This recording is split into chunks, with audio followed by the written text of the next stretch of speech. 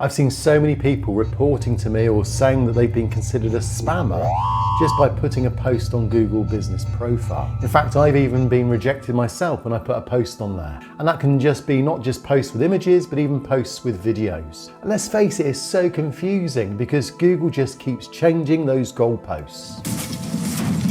The thing is, recently Google just released some new policies on spamming. And there was no fanfare, these new rules were just put out just a few days ago, and it's probably going to make you into a spammer if you're not aware of what these rules are. And that's why innocent people, innocent business owners, are being caught out by Google, because they're not aware of what Google's now considering spam. So that's why it's so important to avoid the 6 areas that Google considers as spam when it comes to you posting on Google Business Profile. And knowing what these are will help you to avoid suspension in the long term and also get your posts found, seen by new customers and to bring in new customers for your business.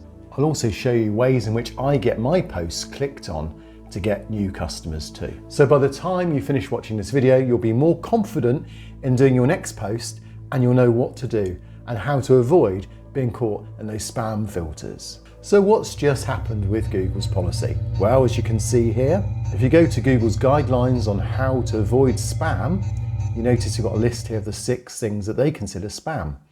But if we just go back a few weeks ago, you notice here on archive.org, we've got the same page, 2021, and there you see just 5 points. So what's changed? Well, you can see here what's changed. It's the duplicate photos, posts, videos, and logos. But what does that really mean then? And how is that going to affect your next post? So let's just think about some common sense first of all. We all know that we want to avoid spamming other people. We know Google's going to be against that, so we can tick that off. We also know that we wouldn't want to mislead people so that they click on something and it takes them to a place they weren't expecting. So we can tick that too. And we also know that Google wants things to be upfront and honest and presented in a way that's not misleading. So we can tick that too. So up to now, it's been pretty obvious what Google would consider spam. And you can clarify that by looking at those 5 previous points. So there it mentions misspellings, gimmicky characters, gibberish, automated, distracting, blurry, poor images, video quality images, and so on. But this is really about Google trying to keep a high quality content. The second area, images, videos, or links that are negative and distract readers' attention. Now this is a bit vague and it's left open to interpretation because what one person thinks is distracting, another person might find interesting. So this has always been left a bit vague, but there's a bit more clarity I think in a moment. The third area, links to malware, viruses or other harmful software. Well, that's obvious that's going to be considered spam. Links to sites irrelevant to the business. Well, again, that would be misleading, so we know that would be considered spam. Phishing scams, well, this is where there's criminal intent behind it. So someone goes to a link and it takes them through to somewhere totally different, and often it's done in a way to scam the person out of money. So again, that's obvious, that'd be considered spam. So at this point, let me know if ever you've had your post rejected, considered a violation or spam by Google, because I think it's quite common and I'm sure you've had it before. And maybe it was one of those things, or maybe it was the thing that we're going to go on to next. Let's just go to this tweet from Joy Hawkins, where she mentioned we've been hearing of tons of complaints about rejected posts recently. If you're using logos in your images or stock photos, which are considered duplicate photos, that could be why. And then we've then got this information from local search forum, and we can see various threads and so on as well. And so basically the buzz is at the moment is that if you use your images and they're stock photos, well, then that would be considered duplicate content. And that's been around for a while.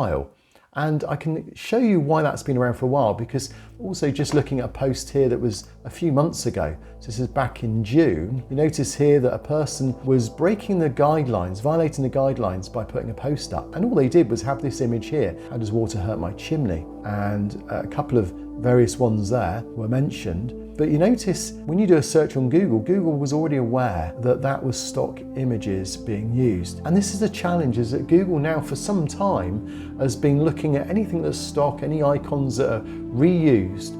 It kind of is aware of them. It's got a great intelligence, as I've shown in other videos about the artificial intelligence that Google's now using. And so you can't get away with any content that isn't your own without Google knowing it. You can read the text, you can understand the logos, and it fully understands now what a picture is about. So the days of needing alt text to explain what a picture is about, those days are now gone. Google's got the intelligence Google's now got the artificial intelligence to understand what you're uploading. It knows whether that picture is similar to other pictures. It knows whether you've taken it from someone else's website.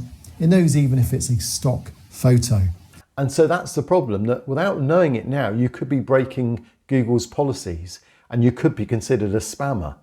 And that's where this changes come in, because if we go back to it, you'll notice there it says duplicate photos, which is what we've just mentioned, posts, videos, and logos.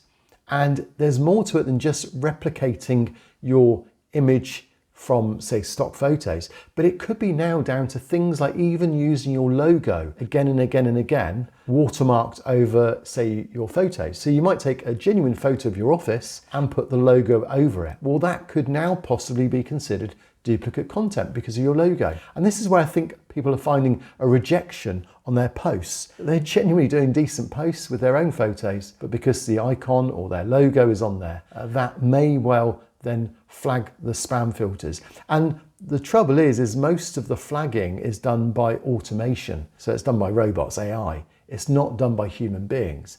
That post violates it. If you get several of those, it could be all suspended. And sometimes now it can take 2, 3, 4 weeks before someone reviews it from Google to then reinstate it. So this is the challenge you've got when you do your next post. And this can be challenging for all sorts of businesses. For example, if you've got a restaurant, you might put out your specials on a menu and you might repeat that every week and maybe with a couple of changes, but your logo's on there, the content almost looks identical as far as artificial intelligence is concerned. And so you might find that repeating that very similar type of image each week on a post suddenly gets flagged as being spamming. And let's face it, it's not. So I think Google's going to have to readdress this or make it clearer as to what it is they consider and what's being picked up on as spam to enable genuine businesses to offer a genuine service to customers, which is what we're all trying to do. So as I mentioned earlier, these are the main areas that could be considered spam by Google. But on the other hand, what we're trying to do is get our posts not beyond the spam filters, but we want them to get clicked on. And we want to know, how can you then get hold of new customers? What could you do to make your post more attractive and appeal to those that are looking for your type of business? Well, one of the things you need to do is think of the minds of your customers. Think, what is their need and how could you then put a headline, or what would you be able to put in the image that would appeal to their needs so that they want to click to find out more? And if you don't think that way, then before you know it, you'll find you're just getting very few clicks on your business. And often they'll be just competitors interested to see what you're doing. But there's a real method that I use for my Google posts.